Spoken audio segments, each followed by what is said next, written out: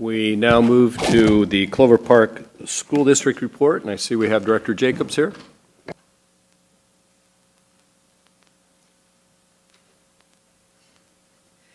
Good evening, Lakewood Council, Mayor Anderson, and the council at whole. First of all, let me say thank you very much to the students who are here tonight. Just listening what you started out, I know you're going to have a great year, and the great year you have also impacts your school. So thank you very much for stopping and giving and caring and sharing. We started school last Wednesday, August 31st.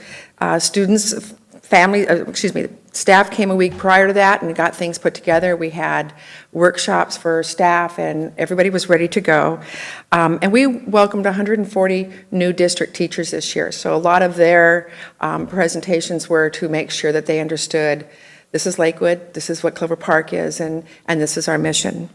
So we want to start by thanking the community for the support for passing our educational programs and operations replacement levy last year. This summer, we were able to implement many classroom technology, safety, and security upgrades in our schools. We have been so blessed to have all our new schools built. Well, the one thing that the board is very concerned about is that our old schools must have, as much as possible, the same opportunity for technology, for the information services that our new schools have. So we've really put a lot of focus in making sure that we have equity in technology for all of our students, whether you be in a new school or an old school. Many new students this year will be using the new Writing English Language Arts program, the math materials this year. It's called the new iReady assessment and intervention tool will be implemented across the district. K2 students will have their reading and math skills assessed with an online tool this year, and then they will be given up to 45 minutes of interventions and enhancement work based on their skills. In grades 3 to 8, students who need additional enhancement work will be screened with the measures of academic process, the MAP scores, assessed with the iReady and given intervention for enhancement classwork. Being that the state is telling, we must do these assessments, the key to part of our success is making sure that they are doing it online. So that is why we have had a big push. People ask, why do you need so many computers? Well, we're in a computer world and these kids are being assessed and they're having their work done online. So to stay up with the technology, which is their world for sure, we do make sure that that is available to all students. Today was the first day of kindergarten. And we do offer full-day kindergarten in each of the district's 16 elementary schools. Kindergarten teachers at each elementary school recently held family connection conferences with each of the kindergarten families prior to the student coming to school. Full-day kindergarten started today, and by having those conferences, the teachers have a better understanding about each child. So those all-day, kindergarten teachers have been working since last week, but today was the first day for the kindergartners. This is some really exciting news that I am so proud of. We are very excited and proud to announce that our district graduation rates jumped 12% over previous years. They are showing an increase from 76.6 to 88.6 this year, which is a 12% increase and far above and beyond the national norm. Even though Clover Park High School maintains similar enrollment from one year to the next, its graduation rate increased 10%, rising from 70.3 to 80.3 in 2015-2016. Lakes High School graduation percent increased from 87 to 94.5, and Harrison Prep had a 100% graduation rate last year. There are a number of reasons for these increases.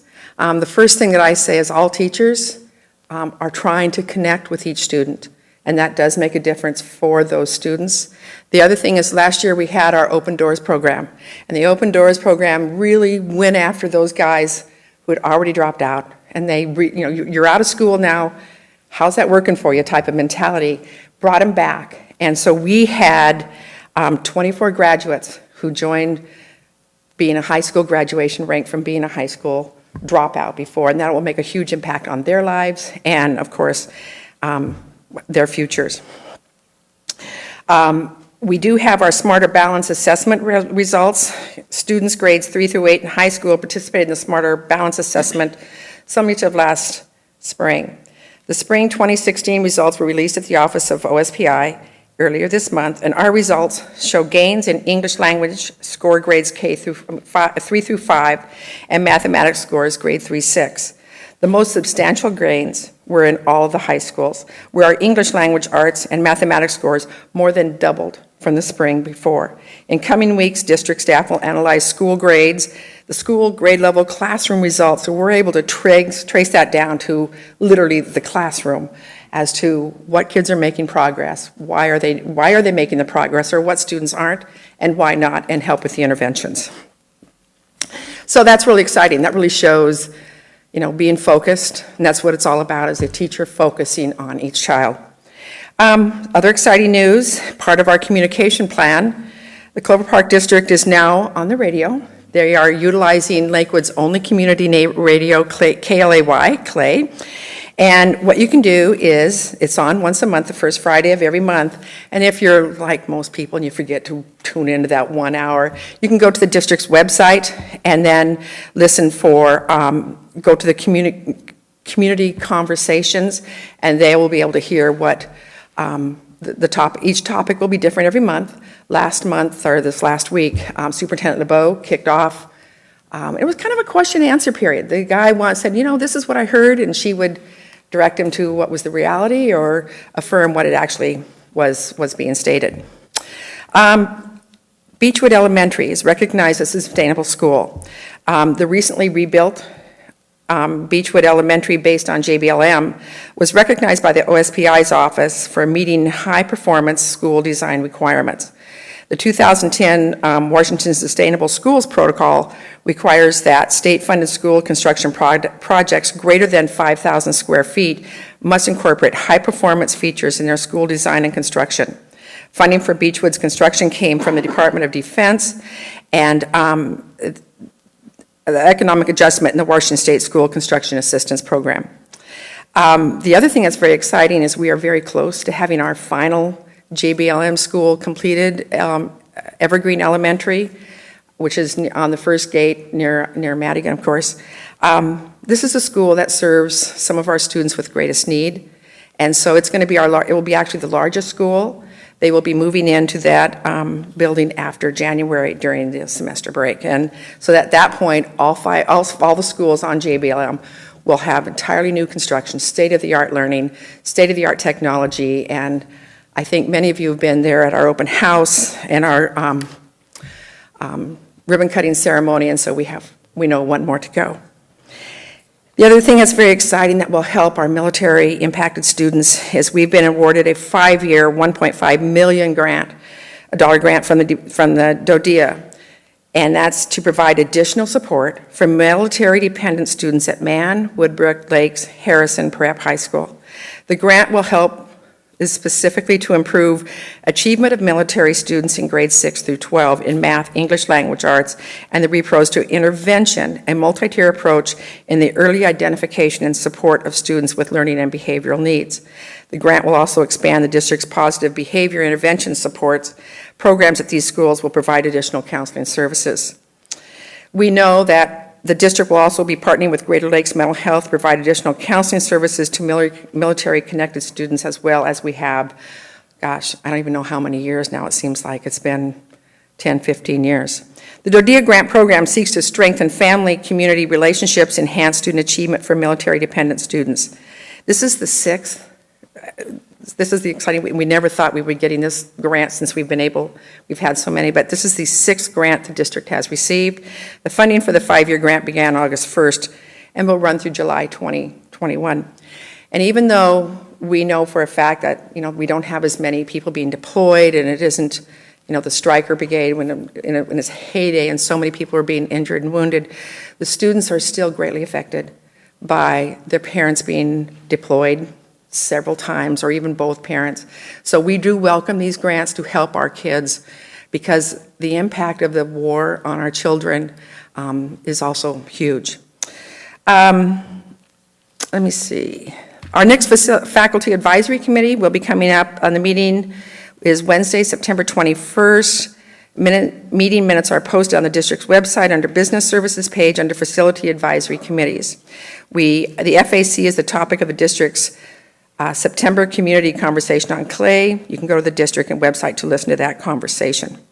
I think that's it. Last week we had football kickoff for both schools, and I I love high school sports because I think they're just pure. Those kids are out there and they're having a great time. And this week, I think Lakes plays Bellarmine. I'm not sure who Clover Park plays, but truly, if you want to have a fun Friday night, go to a football game. It's fun. So, that being said, any questions, comments? Mr. Bulkey.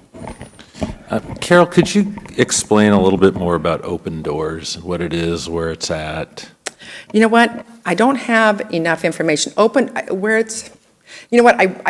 to do is I'm going to have Superintendent give you all the information. Superintendent LeBeau give you all the information so I don't leave anything out. It is an after-school program. It's for kids who really don't want to necessarily be back in a normal high school, and that's not their fit. So what is their fit? They go in, and I know that they do a lot of things online. There's teachers in the classrooms working with these kids. Last year's graduation of these 24 students was by far the most emotional graduation we've had in the district. We were all touched, in tears practically, as the student speaker spoke of, he didn't think he had a chance.